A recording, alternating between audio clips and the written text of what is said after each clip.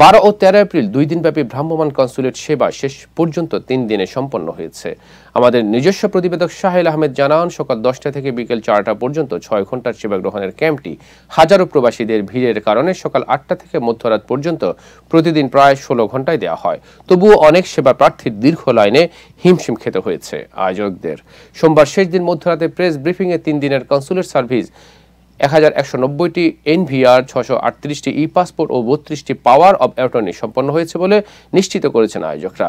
বাংলাদেশ অধ্যুষিত এই রাজ্যে চাহিদার তুলনায় 2-3 দিনের ভ্রাম্যমাণ সার্ভিস পর্যাপ্ত নয় বলে জানিয়েছেন আয়োজকরা। মিশিগনের স্থায়ী কনসুলেটের জানান, এদিকে প্রায় লাখো প্রবাসী বাংলাদেশিদের বসবাসের রাজ্যে স্থায়ী কনসুলেট দাবিতে প্রবাসীদের মধ্যে দিন দিন বাড়ছে ক্ষোভ। বছরে একবার ভ্রাম্যমাণ কনসুলেট সেবা মিশিগানের বাংলাদেশিদের জন্য খুবই সামান্য বলে জানান ক্যাম্পে আসা প্রবাসীরা।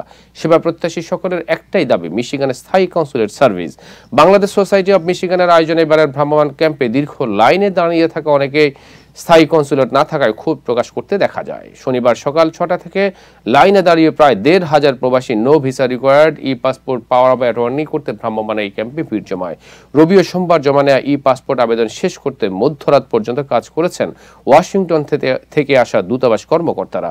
সারা বছর অপেক্ষার পর 2 কিংবা 3 দিনের অস্থায়ী কনসুলেট সেবা এখানকার প্রবাসী বাংলাদেশিদের প্রত্যাশা পূরণ করতে পারছে না। এজন্য মিশিগানে স্থায়ী কনসুলেট অফিস স্থাপনের দাবি জানিয়েছেন এখানকার প্রবাসীরা।